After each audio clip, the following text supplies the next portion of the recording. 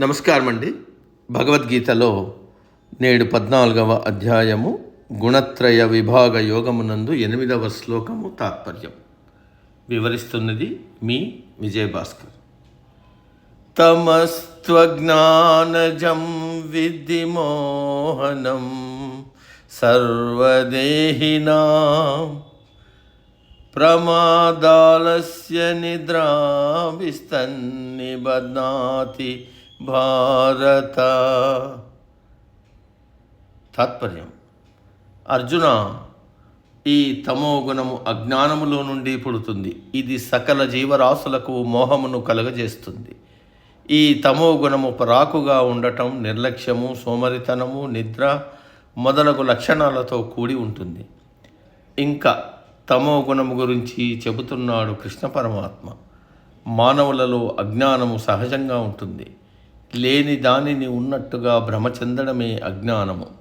తాడును చూసి పాము అనుకుని భయపడటమే అజ్ఞానము.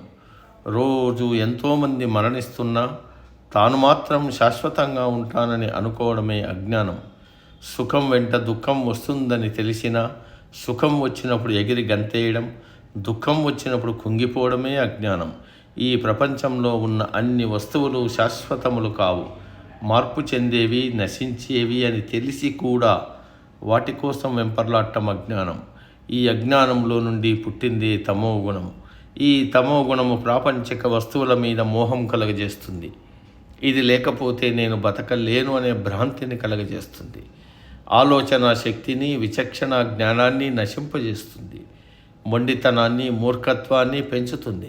ఈ తమోగుణ లక్షణములు ఏవంటే ఎప్పుడూ పరధ్యానంగా ఉండటం, ఏ పని మీద శ్రద్ధ లేకపోవడం, ప్రతి పనిని తర్వాత చేయవచ్చు అని అనుకోవడం, ఏ పని చేయకపోవడం, సోమరితనం, ఎప్పుడూ నిద్రపోవడానికే సుముఖత చూపడం, అనవసరమైన వాటి మీద ఆసక్తి కలిగి ఉండడం, ఇవన్నీ తమోగుణ లక్షణాలు.